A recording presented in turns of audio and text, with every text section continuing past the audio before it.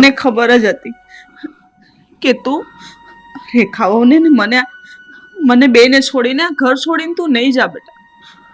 મને પૂરેપૂરો વિશ્વાસ હતો. મમ્મી, અમે આ ઘર છોડીને જઈ રહ્યા છીએ મમ્મી, અને એટલે જ તમારા આશીર્વાદ લેવા આવ્યા હતા. હા તું શું બોલેશ બેટા? હા મમ્મી, અમારે જવું જ પડશે. બેટા તું તારા મા બાપને છોડીને જવા તૈયાર થઈ ગયો?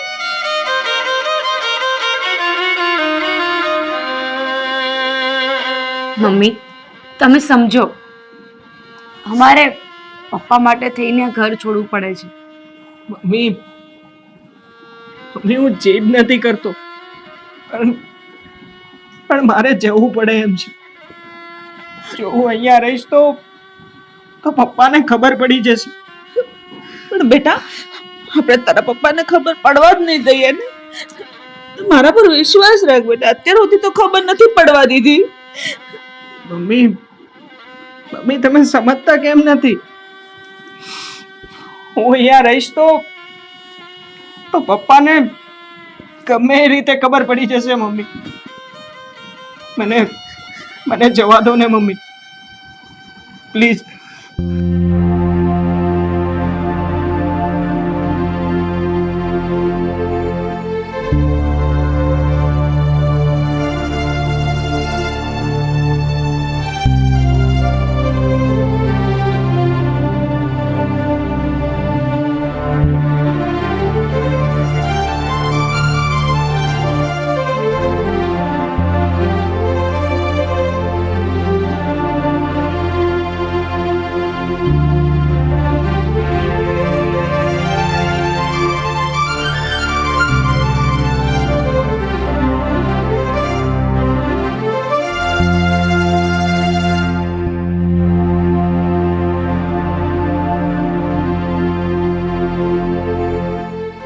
આશીષ તું તારા પપ્પાને મળ્યા વગર વયો જાય?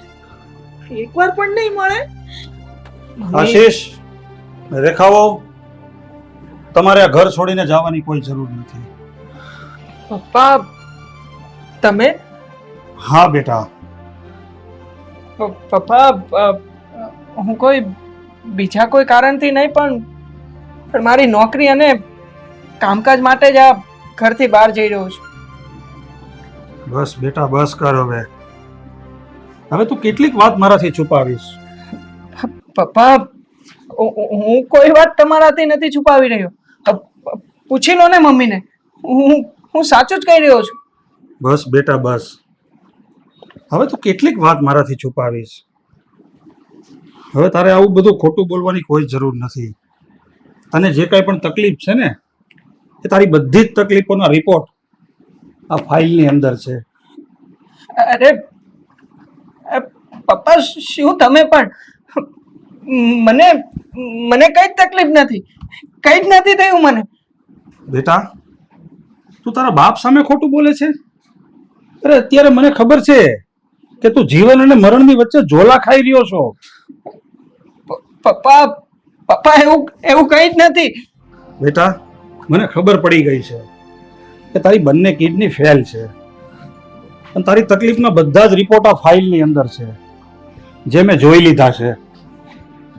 એટલે બેટા તને આટલી મોટી તકલીફ થઈ ગઈ અને તે આ વાત તારા બાપથી છુપાવી?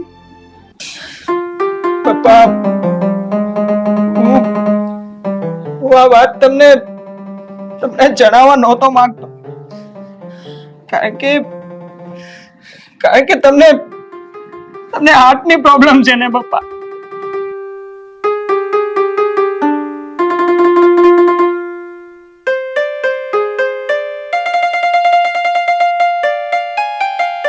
બેટા તું ચિંતા ન કર. મેં મારું કાળજું કઠણ કરી તારા દર્દને સ્વીકારી લીધું છે. તું ડરીશ નહીં દીકરા, મને એમ કાંઈ નહીં થાય. પણ પપ્પા તમને આ બધી વાતની ખબર કેવી રીતે પડી? દીકરા કાલે તું અને રેખાઓ રૂમમાં જે કાંઈ ચર્ચા કરતા હતા ને, ત્યારે મેં ચર્ચા સાંભળી લીધી હતી. ત્યારે જ મને લાગ્યું કે તમે લોકો મારાથી કંઈ છુપાવો છો. પછી તમારા રૂમમાં જઈને મેં તારી ફાઇલ વાંચી, તારા રિપોર્ટ જોયા.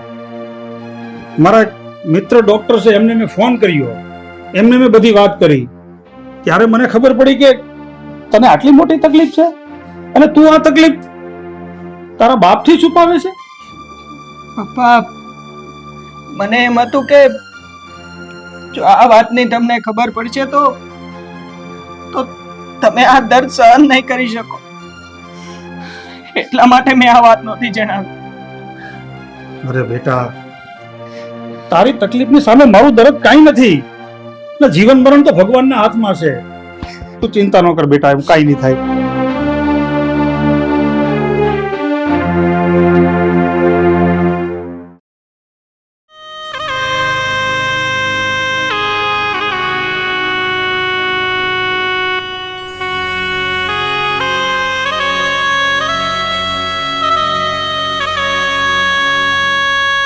બેટા, તું એમ ચિંતા ન કર, એમ હું તને કાંઈ નહીં થવા દઉં. પપ્પા, હવે આ વાત મારા કે તમારા હાથમાં નથી, માટે હવે તો ભગવાન કરે એ ઠીક. હા બેટા, અત્યાર સુધી હું જેટલું જીવ્યો છું ને એટલું તો હવે હું નથી જીવવાનો. એટલે મેં એવું વિચાર્યું છે કે હું મારી એક કિડની તને આપીને બચાવી લઈશ. પપ્પા, આ તમે શું વાત કરો છો પપ્પા? હા બેટા, હું તારી ફાઇલ લઈને મારા એક મિત્ર ડૉક્ટર છે એમની પાસે ગયો હતો. મેં એમને તારી ફાઇલ બતાવી. ડૉક્ટરે મને કીધું કે તમારી કિડની તમારા દીકરાને ચાલશે, કારણ કે તારું ને મારું બ્લડ ગ્રુપ પણ એક જ છે. પણ પપ્પા, તમને એક વખત તો એટેક આવી ચૂક્યો છે ને હવે તમને કઈ થઈ જશે તો હું કયા ભવમાંથી છૂટીશ? પપ્પા, તમે મમ્મીનું તો કઈ વિચારો. બેટા, તું તારા મમ્મીની ચિંતા ન કર. તારા મમ્મી સાથે મારે બધી વાતચીત થઈ ગઈ છે. પણ પપ્પા, જો બેટા, મારે ડૉક્ટર સાથે બધી વાતચીત થઈ ગઈ છે. મેં ડૉક્ટરને કીધું છે કે હું મારી એક કિડની મારા દીકરાને આપીશ, અને જો એમાં મને કાંઈ પણ થાય ને તો એનો સંપૂર્ણ જવાબદાર હું રહીશ. પણ મારા દીકરાને બચાવી લ્યો. પપ્પા, તમે શું કહી રહ્યા છો? નહીં, હું તમારી કિડની નહીં લઉં પપ્પા, નહીં લઉં હું તમારી કિડની. જો બેટા, હું તારો બાપ છું, તારા બાપ તરીકેની એક ઢાલ છું. એટલે હું તો હોસ્પિટલે જઈને મારું નામ પણ લખાવીને આવ્યો છું.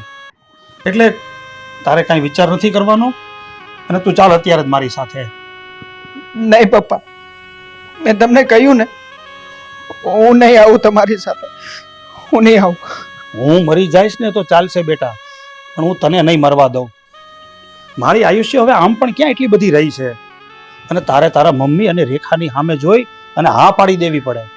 મારી વાત માની લે દીકરા. હા બેટા, તારા પપ્પાની વાત હાવ સાચી છે. મને આપણા કુળદેવી ઉપર પૂરેપૂરો ભરોસો છે. તને કે તારા પપ્પાને માતાજી કાંઈ નહીં થવા દે. વિશ્વાસ રાખ બેટા.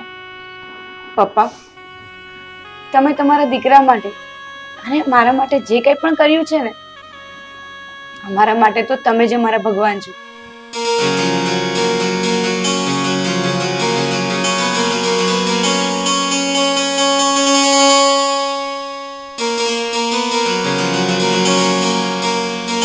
બેસો બેસો. મહેશભાઈ, તમારી માટે ગુડ ન્યૂઝ છે. આશીષને કિડનીનો ડોનર મળી ગયો છે. જે આશીષના બ્લડ ગ્રુપ સાથે મેચ થાય છે, એટલે એને કિડની મળી જશે અને આશીષ બચી પણ જશે. મહેશભાઈ, તમારે તમારો જીવ જોખમમાં મૂકીને કિડની આપવી નહીં પડે. આવતીકાલે સવારે જ તે આશીષનું ઓપરેશન થઈ જશે. શું વાત કરો છો સાહેબ? બેટા તું ચિંતા ન કર, કાલે જ તારું ઓપરેશન થઈ જશે અને તું સાજો થઈ જશે. ડૉક્ટર સાહેબ, તમારો જેટલો પણ આભાર માનું ને એટલો ઓછો છે. આભાર મારો નહીં, પેલા કિડની આપી છે ડોનર છે ને એનો માનવાનો છે. સાચી વાત છે સાહેબ તમારી. હું તો એવું માનું છું કે આ જે કંઈ પણ થયું ને એ અમારા કુળદેવી માતાજીની કૃપાથી જ થયું છે.